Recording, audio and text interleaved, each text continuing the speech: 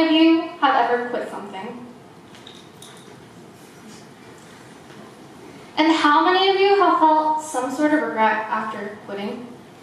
Like you've made a mistake, maybe you shouldn't have quit. Well, stop regretting. You haven't made a mistake. In fact, you've just made the best decision of your life. So I'm here to talk about the importance of quitting. There's a stigma on quitting. You know the sayings, quitters never win, winners never quit, just do it. Well, these aren't true.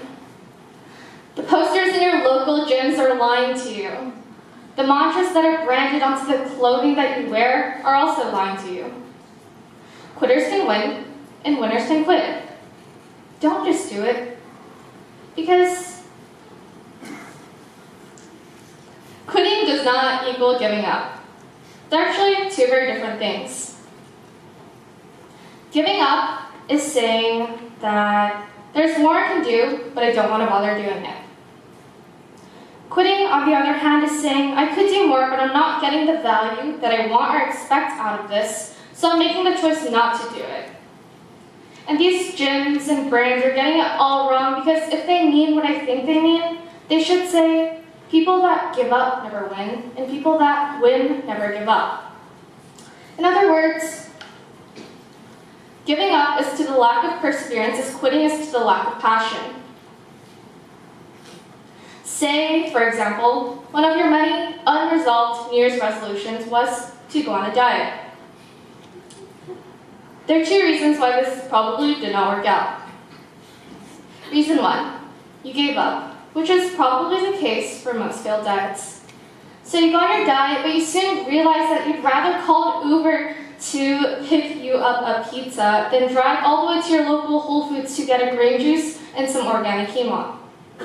And so you give up on your diet and proceed to call your Uber driver. Reason two, you quit. So you drink your green juice and eat your organic quinoa, but you soon realize that you're not really losing as much weight as you wanted to lose or seeing the results that you expected to see. And so you quit your diet. Another example, maybe a little more relevant to my peers and those of you in the audience, I used to play water polo. Emphasis on used to. Again, two perspectives. Perspective one, giving up. If I would have given up water polo, it would have been, man, I know I can show up to all these 6 a.m. Saturday morning practices, try really hard, and maybe make it onto varsity, but that's just too much work. No, thank you. And perspective two, quitting. I quit water polo. For me, it was I'm showing up to all these 6 a.m. Saturday morning practices, trying really hard, but to be completely honest with myself, I don't see myself getting on varsity or getting scouted to college, which were my initial goals. And so I quit. Now that I've gotten over what quitting is not, let me tell you what quitting is. Quitting is discomfort. Remember that diet? Well, you accidentally told every single one of your friends and family members that you're going on this amazing diet and now you quit. What do you tell them? Remember water polo? I spent 2 years of my entire high school career, 2 years of my entire life on that pool deck, and now I quit. Where do I go? You see, everyone wants to have their thing. Maybe you want to be that guy that committed to a really intense diet and was super successful. Maybe you want to be that girl in varsity water polo pridefully wearing your packed full varsity jacket around school. And when you lose that thing, when you lose that identity, you're uncomfortable. And I'm sure you've all been uncomfortable. I was uncomfortable sitting in 6th period AP calculus when I would have been swimming in 6th period athletic conditioning. I was uncomfortable seeing my ex-teammates post team pictures on their Instagrams without me. I was uncomfortable with the fact that I had quit. And there's no sugarcoating this. Quitting will, in fact, make you uncomfortable. But that's just the beginning. You see, this feeling of fear, this feeling of insecurity, this feeling of discomfort is so essential to growth. Reaching this state is so important because it opens up the realm of curiosity. Now, why is curiosity so important, you may ask? Well, let's look back at you. Let's look back at your diet.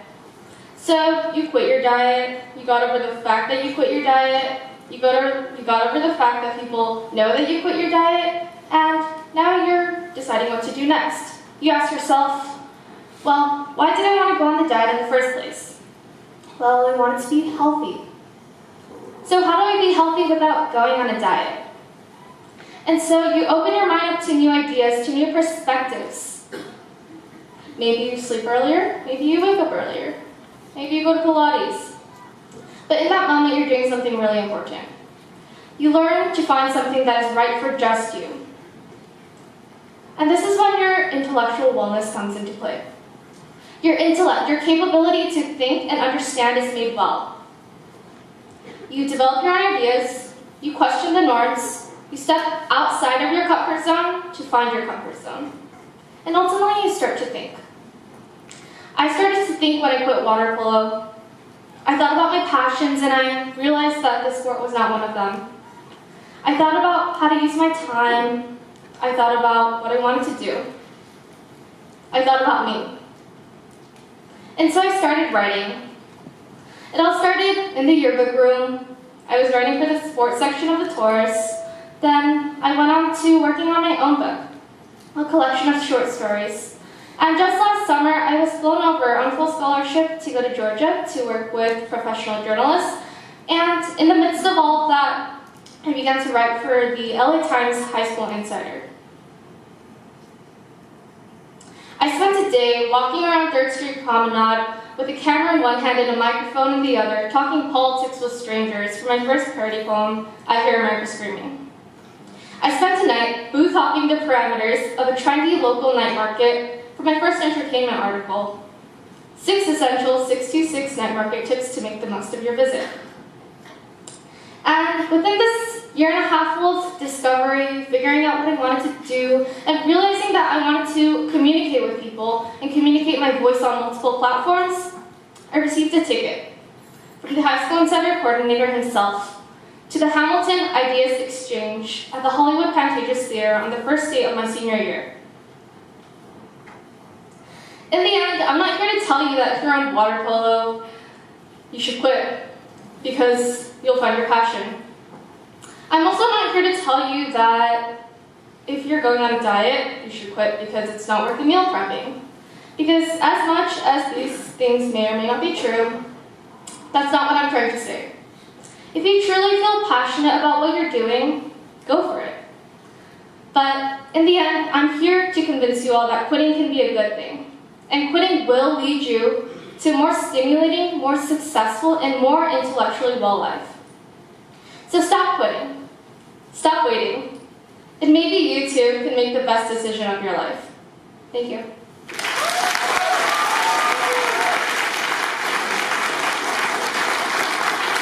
Thank you, Josephine.